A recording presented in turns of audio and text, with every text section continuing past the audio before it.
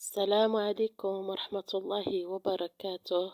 مرحبا بكم في قناة وصفات جميلة. نتمنى يا رب أنكم تكونوا بخير وبصحة جيدة وأموركم على ما يرام. اليوم إن شاء الله غادي نقدم لكم واحد الحلوى اللي هي من الحلويات المعروفة زمان عندنا حنا المغاربة، اللي هي هلال الكاوكاو أو الفول السوداني. هاد الحلوى اللي معروفة بالهشاشة ديالها وبمذاقها المتميز اللي عندها ارتباط في الذاكرة ديالنا حنا المغاربة كاملين بالطفولة وبالأعياد وبالزمن الجميل.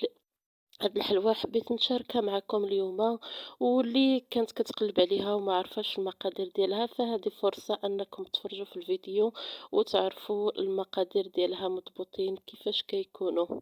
كما كتشوفوا معايا كتجي رائعة في الشكل ديالها، وكذلك راها سهلة في الاعداد وما كتحتاج المكونات كثيرة. فغادي نخليكم مع الفيديو باش تشوفوا كيفاش كنوجدوها. بالنسبة للمقادير البنات غادي نحتاجو هنايا 250 غرام من الزبدة مارغرين، وغادي نحتاجو لها كأس من السكر كلاصي، وغادي نحتاجو كذلك القليل من الملح كما كتشوفوا معايا شويه د الملحه.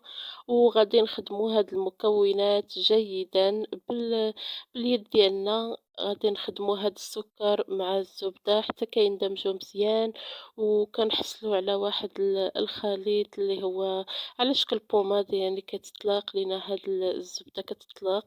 هذا سر من اسرار نجاح الحلوى اللي كنخدموها بالسكر والزبده، فلازم نخدموهم مزيان مزيان باش كيطلقوا، وفي التالي كتعطينا واحد الحلوى اللي هي هشيشه. كما كتشوفوا معايا انا غادي نخلطهم مزيان. هنايا راه بدات كتطلق لي الزبده كما كتلاحظوا معايا. عندي هنايا البنات صفار ديال 2 بيضات غادي نضيفو على الزبده، وغادي ندمج المكونات مع بعضها جيدا.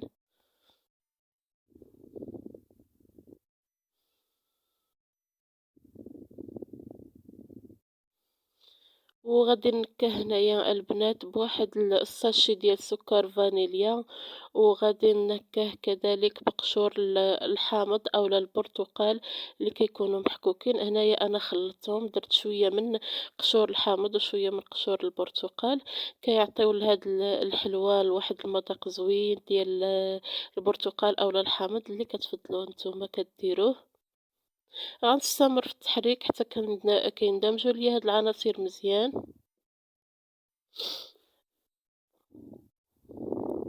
وهنا البنات عندي 4 كاس من نشا الذرة اللي غادي نضيفو حتى هو. وعندي هنا البنات واحد الساشي ديال فلون الاصفر، يعني الفلون ديال الفاني.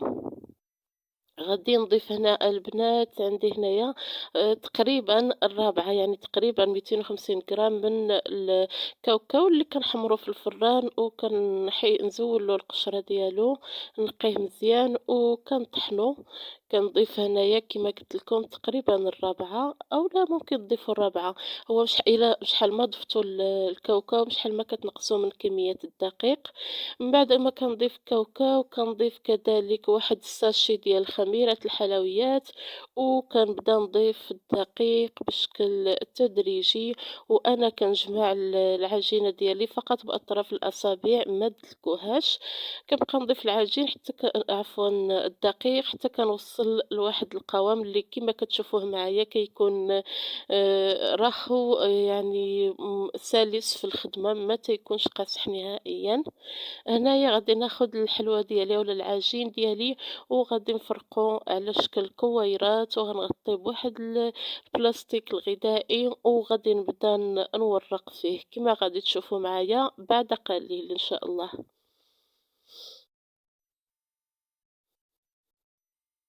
هنا انا فرقت العجين ديالي على 3 د الكويرات.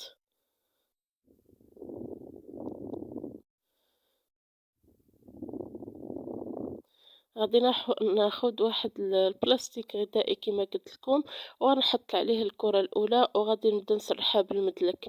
إلا لقيتو البنات أن العجين يعني ما مساعدكمش ولا أنها كتكسر بزاف أولا كتلصق، فخليوها ترتاح واحد 4 ساعة خارج الثلاجة، ماشي بالضروري في الثلاجة، غطيوها وخليوها ترتاح واحد 4 ساعة، ومن بعد رجعوا عندها وخدموا بها، راه ما غاديش تعذبكم.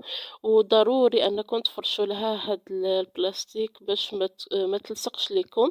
وكذلك ما تحتاجوش تضيفوا لها الدقيق ملي تكونوا كتطلقوها، حيت داك الدقيق اللي كنضيفوا للعجين في التالي كنلقاو العجين ديالنا قصاح بزاف، فهاد البلاستيك كيغنيكم على هاد العملية. وكذلك كيتطلق بواحد السلاسة وواحد السهولة. هنايا أنا كنطلق الكرة الأولى بالمدلك، وغادي نوريكم السمك ديال الحلوى كيفاش كيكون.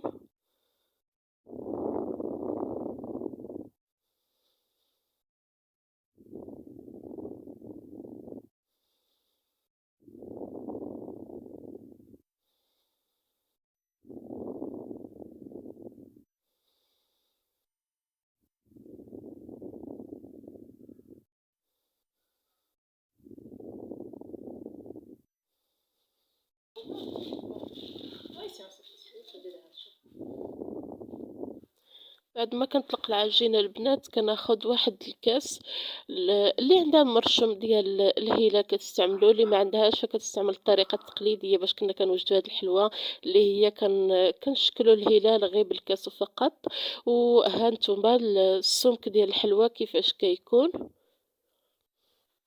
هاد الكاس البنات راه عملي بزاف، كيساعدكم باش دغيا انكم تكملوا. بغيتو تحصلوا على هلاليات في شكل صغير، فكتستعملوا كاس صغير. انا بغيتهم بهذا الشكل هذا يكون الحلوه ديالي كبيره، فاستعملت هذا الكاس اللي الفم ديالو كبير. فكنستمر هكذا حتى كنسالي داك الكميه اللي عندي ديال العجين كلها. كناخد لاطه اللي كنكون دهنتها من قبل، اولا كنكون رشيتها بشي شويه ديال الدقيق من قبل باش ما كتلصقليش الحلوى ديالي. وكنبقى نستف فيها الهلاليات حتى كنسالي الكميه اللي عندي كلها. وكناخد كما الا عقلتو في العجين درنا فيه صفار 2 بيضات، داك البياض كنحتفظوا به للتزيين. هنايا كناخد داك بياض البيض كنديرو في زلافه، كنطربو واحد شي شويه بالفرشيط باش كيتطلق. وكنبقى ناخد فرشة وكندهن به الهلاليات ديالي من الفوق، وكنزينهم هنايا عندي الكاوكاو إفيلي، ممكن تزينو بكاوكاو كونكاسي، اولا اللي بغيتو نتوما التزيين تيبقى اختياري، بغيتو هاد التزيين فهو الافضل. كتاخدو كاوكاو إفيلي، من بعد ما كدهنوا الحلوى ديالكم ببيض البيض كدردروا فوق منه داك كاوكاو وكتقادوه بالاصابع ديالكم. انا غنستمر هكذا وغادي ندخل الحلوه ديالي على نار مهيله حتى كطيب ليا من التحت، ومن بعد كنشعل عليها باش كتاخد ليا داك اللون الذهبي الاشقر الفاتح من الفوق، ونوريكم الشكل النهائي ديالها. هنا البنات بعد ما كنخرج الحلوى ديالي من الفران كنخليها تبرد واحد شي شويه لانها هشيشه وممكن تكسر لي. غادي نوريها لكم، راها يلا خليتها تبرد واحد شي شويه.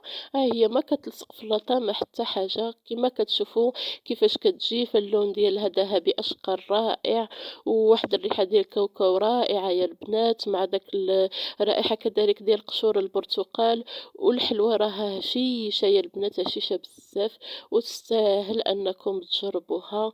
وكنتمنى ان شاء الله انها تكون حلوة اقتصادية وكتعطي واحد الكمية وفيرة وكذلك كتوجد بسهولة. هذا هو اقتراح اليوم، خديته معكم بالتفاصيل باش تجيكم حلوة ناجحة. فإن شاء الله يا ربي اللي مازال ما اشتركتش في القناة نتمنى أنها تشارك وتفعل الجرس باش يوصلها دائما الجديد. وشكرا لكم دائما على المتابعة ديالكم وعلى الوفاء ديالكم للقناة. وإلى اللقاء إن شاء الله في وصفة قادمة. واللي عندها أي تساؤل أو أي اقتراح أو انتقاد فمرحبا بكم في التعاليق، خليوا لي التعليق ديالكم وانا ان شاء الله غادي نجاوبكم. والله يوفقكم وينجح كل وحده ويعطيكم ما كتمناو في حياتكم ان شاء الله يا رب العالمين.